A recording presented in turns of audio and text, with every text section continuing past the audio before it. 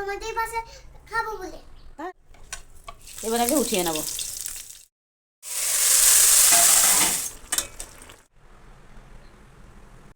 বন্ধুরা, আজকে আমি রান্না করব কুমড়ো শাকের ডাঁটা, আলু আর কুমড়োর বড়ি দিয়ে শিং মাছ, যা আমি অনেক বেশি মিস করতাম। তাই কি তুমি ভাত খাইছো নি? খাওনি? খাই আজকে তো তোমাদের বাসায় সব কিছু করবে, পড়ালেখা করবো, খেলা করবো। বলে বল, তাই নাকি? তাতে রান্না করবো, ভাত খাবো। তাই যাও তুমি খেলা করবো, আমি তাড়াতাড়ি রান্না করবো। বাচ্চাদের পাকা পাকায় কথা দেখছেন বন্ধুরা। আজকে তোমাদের বাসায় খাবো, আমি ওকে বলছি তুমি ভাত খাইছো নি, আজকে তোমাদের বাসায় খাবো, তোমাদের বাসায় লেখাপড়া করবো। পাকা পাকা বাসা কি আর ওদের বাসা কি। মিথিলা ভীষণ পাকা পাকা হয়ে গেছে। কালকে একটা ভিডিও ওর বাবু টাইটেল দেবে বলে আমার কাছে শুনছে, ও বলছে বলে দাও মিথিলার আবদার আবারও রাখতে হলো, এমন টাইটেল দিতে বলছে। মাছটা আমি লবণ হলুদ আর একটু লঙ্কা গুঁড়ো মিশিয়ে নিয়ে পারবো। কি কাজ? নানা বড় কাজ তা করো কোনে, যাও যাও যাও যাও যাও যাও। তেল দিয়ে দিয়েছি, তেলটা গরম হয়ে যাচ্ছে, এবার মাছগুলো দিয়ে ভেজে নেবো। মাছগুলো একটু ওলট পালট করে দেবো, দিয়ে সুন্দর করে ভেজে নেবো। ভেজে নিয়েছি, এবার উল্টিয়ে নিয়ে আরেক সাইডও খুব সুন্দর করে ভেজে নেবো। সব মাছগুলো আমি খুব সুন্দর করে ভেজে নিয়েছি। কুমড়ার বড়িগুলোও ভেজে নেবো। মায়ের দেওয়া কুমড়ার বড়ি দিয়ে কুমড়ো শাকের ডাঁটা আর আলু রান্না করব, অনেক বেশি মজা লাগে।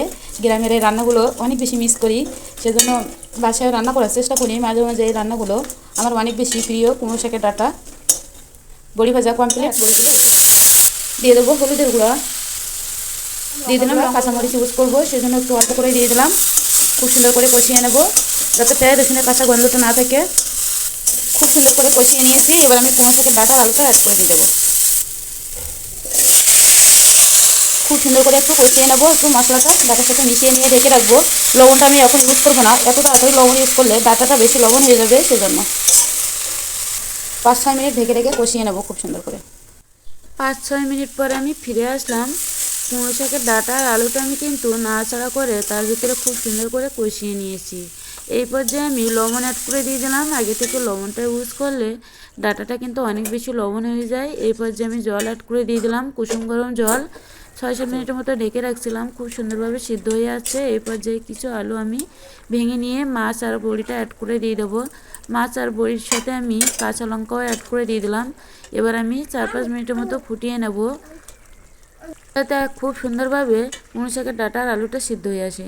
মিথিলা বলছে আমি রান্না করব, সেজন্য মিথিলার কাছে একটু দিয়ে দিলাম। এই পর্যায়ে আমি ভেজে রাখা জিরা গুঁড়া, ধনে গুঁড়া আর পাঁচফোড়নের গুঁড়া অ্যাড করে দিয়ে দিলাম। 2 মিনিটের মতো ফুটিয়ে নিয়ে এবার আমি তরকারিটা নামিয়ে নেব।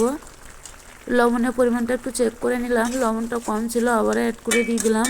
ফাইনালি এবার আমি তরকারিটা নামিয়ে নেব। গরম ভাতের সাথে এই রেসিপিটা অসাধারণ লাগে। এবার কিন্তু গরম গরম পরিবেশন করার পালা। রেসিপিটা কেমন লাগলো অবশ্যই জানাবেন। আজ এ পর্যন্তই, সবাই ভালো থাকবেন, সুস্থ থাকবেন, নমস্কার, টাটা, বাই বাই।